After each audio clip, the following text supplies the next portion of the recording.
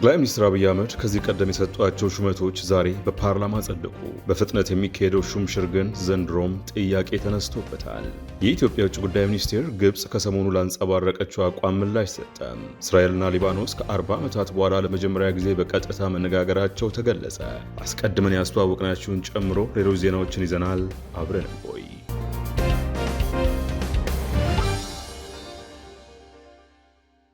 ጠቅላይ ሚኒስትር አብይ ከዚህ ቀደም የሰጧቸው ሹመቶች ዛሬ በፓርላማ ጸደቁ። በፍጥነት የሚካሄደው ሹምሽር ግን ዘንድሮም ጥያቄ ተነስቶበታል። የግብርና ሚኒስትር፣ የሰላም ሚኒስትርና የኢቢሲ ዋና ስራ አስፈጻሚ ሹመቶች ዛሬም በምክር ቤቱ ጸድቀዋል። የግብርና ሚኒስትሩ አዲሱ አረጋ፣ የሰላም ሚኒስትር መሐመድ ኢድሪስና የኢቢሲ ዋና ስራ አስፈጻሚ ቢንያም ኤሮ ሹመታቸው በምክር ቤት ጸድቀዋል። የህዝብ ተወካዮች ምክር ቤት 5ኛ ዓመት የሥራ ዘመን 3ኛ መደበኛ ስብሰባው ተካሂዷል። ምክር ቤቱ በጠቅላይ ሚኒስትር አብይ አህመድ የተሾሙት የግብርና ሚኒስትር አዲሱ አረጋና የሰላም ሚኒስትር መሐመድ ኢድሪስ ሹመቶችን አጽድቋል። በተጨማሪም የኢትዮጵያ ብሮድካስቲንግ ኮርፖሬሽን ዋና ስራ አስፈጻሚ ሆነው በጠቅላይ ሚኒስትሩ የተመደቡት ቢንያም ኤሮም ሹመት በምክር ቤቱ ጸድቋል።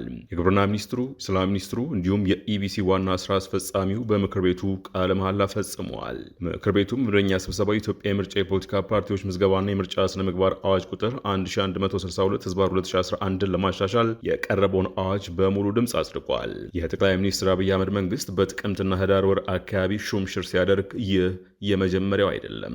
ልክ ዛሬ ዓመት በወርሃ ጥቅምት በተመሳሳይ እንደ ዛሬ ሁሉ የሚኒስትሮችን ሹመት አጽድቆ ነበር። በዚህም ባለፈው ዓመት ፕሬዝዳንት ሆነው የውጭ ጉዳይ ሚኒስትርነትን ስፍራ የለቀቁት ታዬ አጽቀሥላሴ በቀድሞ የፍትህ ሚኒስትር ጌዲዮን ጢሞቴዎስ ተክተዋል። የጌዲዮንን ስፍራ ደግሞ የኢንቨስትመንት ኮሚሽንን ከአንድ ዓመት ላነሰ ጊዜ የመሩት ባለቤታቸው ሃና አርያ ስላሴ ተረክበዋል። ጠቅላይ ሚኒስትሩ ጥቅምት 8 ቀን 2017 ዓ.ም በሰጡት ሹመት የቀድሞ የመንግስት ኮሚኒኬሽን አገልግሎት ምክትል ሚኒስትር ሰላማዊት ካሳ የቱሪዝም ሚኒስትር አድርገዋል። ሰላማዊት የያዙትን ቦታ ናንሲ ጫሌ የነበሩበት ሲሆን እርሳቸው ደግሞ የጠቅላይ ሚኒስትሩ የቱሪዝም ጉዳዮች አማካሪ ሚኒስትር ተደርገው ተሹመዋል። ጠቅላይ ሚኒስትር አብይ የውጭ ጉዳይ ሚኒስትር ጌዲዮን፣ የፍትህ ሚኒስትር ሃና አርያ ስላሴንና የቱሪዝም ሚኒስትር ሰላማዊትን ከመሾማቸው አስቀድሞ ሁለት ሚኒስትሮችን ሹመው ነበር። እነርሱም የንግድና ቀጠና የትስስር ሚኒስትር ካሳሁን ጎፌ፣ ቀጀላ መርዳሳ ሲመሩት የነበሩት የባህልና ስፖርት ሚኒስትር ደግሞ ሸዊት ሻንቃ ተሹመውበታል። ቀጀላ ደግሞ የጠቅላይ ሚኒስትሩ አማካሪ ሲደረጉ የቀድሞ የንግድና ቀጠና የትስስር ሚኒስትር ገብረ መስቀል ጫላም በደቡብ ኢትዮጵያ ክልል ሹመት ሰጥቷቸዋል። ጠቅላይ ሚኒስትር አብይ ብዙውን ጊዜ እንደታየው ሹመት ከሰጡ በኋላ በፓርላማ ሲጸድቅና ቃለ መሐላ ሲፈጽሙ የሚስተዋለው ስራ ከጀመሩ በኋላ ነው። አብይ በተደጋጋሚ ካቢኔያቸውን መፈወዛቸው ታዲያ ብዙ ጥያቄን ከዚህ ቀደምም ቢሆን አጭሯል። አስተያየት ሰጪዎች የካቢኔያቸውን አለመረጋጋትና የሀገሪቱን ሁኔታ ያሳያል ሲሉም፣ ሌሎች ደግሞ በአዎንታ ሲወስዱት ይታያል። በሚኒስትሮች ሹምሽር ወቅት በተደጋጋሚ የሚሰነዘረው ትችት አንድ ሚኒስትር የተሾመበትን ዘርፍ አውቆና ተረድቶ መስራት ሳይጀምር ወደ ሌላ መስሪያ ቤት ሲዘዋወር በስራው ላይ ተጽዕኖ የማሳደሩ ነገር ነው። ከዚህ ቀደም በፓርላማ በተካሄደ ተመሳሳይ የሹመት መርሃ ግብር አንድ የፓርላማ አባል ቢያንስ አንድ ሚኒስትር አንድ ተርም መቆየት አለበት፣ ሹመቱ ጎርፍ ሆነ ሲሉ ተችተው ነበር።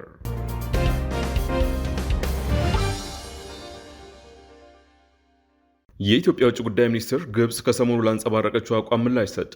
በህዳሴ ግድብ ዙሪያ የሚደረጉ ድርድሮችን በመግፋትና የቅኝ ግዛት ዘመን አስተሳሰብን ለማራመድ የሚደረገው የግብጽ መንግስት ባለስልጣናት ተደጋጋሚ እንቅስቃሴ ከ21ኛው ክፍለ ዘመን እውነታ ጋር የማይሄድ ነው ሲል የውጭ ጉዳይ ሚኒስቴር አስታውቋል። የውጭ ጉዳይ ሚኒስቴር ባወጣው መግለጫ የግብጽ መንግስት በአባይ ወንዝ ላይ የቅኝ ግዛት ዘመን የበላይነትን ለማስጠበቅ የሚያደርገው ተደጋጋሚ ጥረት ወቅቱን የማይመጥን ነው ሲልም አውግዟል። ኢትዮጵያ ከተፋሰሱ ሀገራት ጋር በትብብር ለመልማት ሁሌም ቁርጠኛ መሆኗን የገለጸው ሚኒስቴሩ የፓን አፍሪካ ረዥም ጊዜ አሻራና ታሪክ ያላት ኢትዮጵያ የቆየም የቅኝ ግዛት ሳቢዎችን በፍጹም አትቀበልም ብለዋል። ፍትሃዊ፣ ምክንያታዊና እኩልነትን መሰረት ያደረገ የውሃ ሀብት አጠቃቀም የዓለም አቀፍ ሕግ ገዢ ጽንሰ ሀሳብ መሆኑን አመልክቶ ኢትዮጵያ ሀብቷን ለመጠቀም ከማንኛውም አካል ፍቃድ መጠየቅ አያስፈልጋትም ሲል ገልጿል። መግለጫው ግብጽ የሁለትዮሽ ድርድሩን ወደ ጎን በመተው በቀጥታም ሆነ በተዘዋዋሪ ኢትዮጵያ ላይ የምታሰራጨው መሰረተ ቢስ ውንጀላ ተቀባይነት የለውም ብለዋል። ዓለም አቀፉ ማህበረሰብ የግብጽን ጠባጫሪ ባህሪ እንዲያወግዝም ሚኒስቴሩ ጠይቋል። የታላቅ ኢትዮጵያ ህዳሴ ግድብን ጨምሮ የኢትዮጵያ የልማት ፕሮጀክቶች የአፍሪካ ራስን መቻል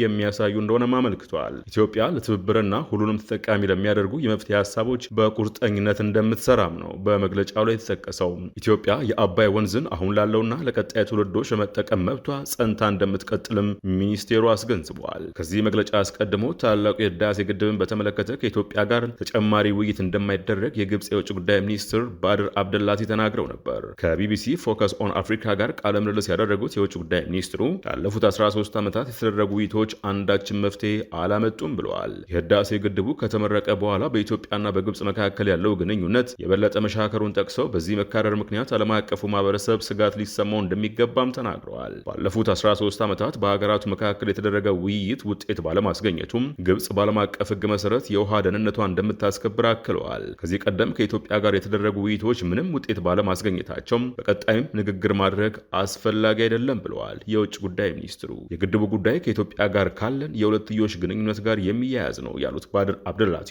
ግድቡን እንደ ተናጠል እርምጃ ነው የምንቆጥረው ብለዋል። ክለውም ህገ ወጥ ነው ሲሉ የመንግስታቸውን አቋም አንጸባርቀዋል። ግድቡን ከዓለም አቀፍ ህግ ጋር የሚጣጣም አይደለም ሲሉ የገለጹት የውጭ ጉዳይ ሚኒስትሩ ዓለም አቀፍ ህግ በግልጽ እንደሚለው ማንኛውም ድንበር ተሻጋሪ ወንዝ በዓለም አቀፍ ህግ መርሆች መመራት አለበት። ይህም ማለት ማሳወቅንና ጉዳት አለማስከተሉን ማረጋገጥ ያስፈልጋል በማለት አብራርተዋል።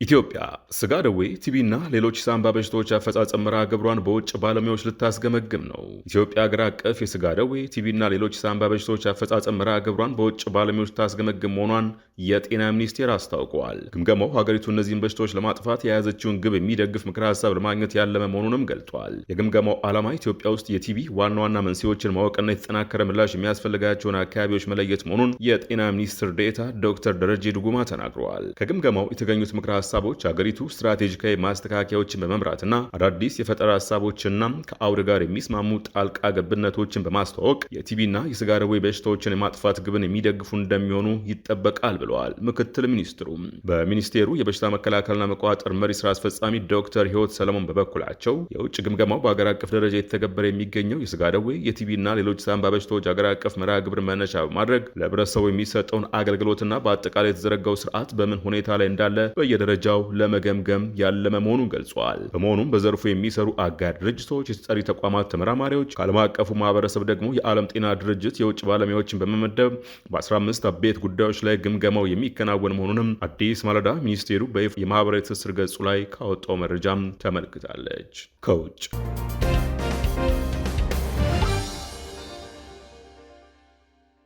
እስራኤልና ሊባኖስ ከ40 ዓመታት በኋላ ለመጀመሪያ ጊዜ በቀጥታ መነጋገራቸው ተገለጸ። በሁለቱ ሀገራት መካከል ያለው ግጭት ወደ ሙሉ ጦርነት ሊያመራ ይችላል በሚባልበት በአሁኑ ሰዓት ሊባኖስና እስራኤል ከ40 ዓመታት በኋላ ለመጀመሪያ ጊዜ በቀጥታ ተገናኝተው መነጋገራቸውን አልጀዚራ ዘግቧል። በዚህም በአሜሪካ ሊቀመንበርነት በሚመራው የሁለቱ ሀገራት የተኩስ አቁም ግምገማ ኮሚቴ ቤይሩትና ቴልአቪቭ በሜዲትራኒያን ባህር ዳርቻ የምትገኘው የደቡባዊ ሊባኖስ ከተማ ናቆራ ለቀጥታ ንግግር ፊት ለፊት ተገናኝተዋል። የሊባኖስ ሲቪል ተወካዮችና እስራኤል 40 ዓመታትን ከተሻገረ ጊዜ በኋላ በትናንትናው ዕለት የመጀመሪያውን ቀጥተኛ ንግግር በናቆራ ባካሄዱበት ወቅት የሊባኖሱ ጠቅላይ ሚኒስትር ናኦፍ ሳላማ ቤይሩት ከደህንነት ጉዳዮች ባሻገር ለሚደረጉ የሰላም ድርድሮች ሙሉ በሙሉ ዝግጁ መሆኗን አስታውቀዋል። ይሁን እንጂ እነዚህ ንግግሮች የሰላም ስምምነት ናቸው ማለት እንዳልሆኑም አስገንዝበዋል። ጠቅላይ ሚኒስትሩ የቀጥታ ንግግሮቹ ዓላማ ተኩሱን የማስቆም፣ በእስራኤል የተያዙ ሊባኖሳውያን ታጋቾች ማስለቀቅና እስራኤል በኃይል ከያዘቻቸው የሊባኖስ ግዛቶች ሙሉ በሙሉ ለቃ እንድትወጣ ለማድረግ መሆኑን አብራርተዋል። እነዚህ ቅድመ ሁኔታዎች ከተሟሉ በኋላ ሀገራቱ የነበራቸውን ግንኙነት ወደነበረበት ለመመለስ በሚያስችል መልኩ የሰላም ንግግሩ የሚካሄድ መሆኑንም ጠቅላይ ሚኒስትር ናዋፍ ሳላም ተናግረዋል። ሊባኖስ በሁለቱ ሀገራት ያለው ግንኙነት ወደነበረበት ሰላማዊ ሁኔታ ይመለስ ዘንድ እስራኤል ለአውሮፓውያን አቆጣጠር 1967 በኃይል ከተቆጣጠረችው ግዛቶቿ ለቃ እንድትወጣ የሚጠይቀውን የ2002ቱን የአረብ የሰላም ኢኒሼቲቭ ለማስፈጸም ቁርጠኛ ሆና መቆየቷንም ጠቅላይ ሚኒስትሩ አረጋግጠዋል። ሊባኖስ ከዚህ በመለስ ከእስራኤል ጋር የተናጠል የሰላም ስምምነት የማድረግ ሀሳብ የሌላት መሆኗንም አመልክቷል። የእስራኤል መንግስት ቃል አቀባይ ሾሽ ቤድሮሺያን በበኩላቸው ከ40 ዓመታት በኋላ ትናንት በሁለቱ ሀገራት መካከል የተደረገውን የቀጥታ ንግግር ታሪካዊ ምርታ የታየበት ሲሉ ገልጸውታል። ከ40 ዓመታት በኋላ በእስራኤልና በሊባኖስ መካከል የተደረገው ይህ ታሪካዊ የቀጥታ ንግግር ጠቅላይ ሚኒስትር ቤንያሚን ኔታንያሁ የመካከለኛው ምስራቅ መልክን ለመለወጥ ያደረጉት ከፍተኛ ጥረት ውጤት ነው ብለዋል። ቃል አቀባዩም ከጎረቤቶቻችን ጋር ሰላም ለመፍጠር ሁልጊዜም ልዩ እድሎች አሉ ሲሉም ጠቅላይ ሚኒስትር ቤንያሚን ኔታንያሁ ንግግር ጠቅሰው 40 ዓመታትን ከተሻገረ ዝምታ በኋላ ከሊባኖስ ጋር የተደረገው የቀጥታ ንግግር የፈጠረውን የሰላም ተስፋ ተናግረዋል። በአሜሪካ ሊቀመንበርነት የተመራውና በደቡባዊ ሊባኖሷ የሜዲትራኒያን የባህር ዳርቻ ከተማ ናቆራ የተደረገው የሊባኖስና የእስራኤል የቀጥታ ንግግር ለ3 ሰዓታት የተከናወነ መሆኑም ታውቋል።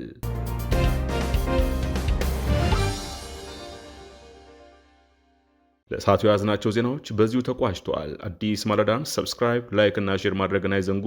ጤና ይስጥልን።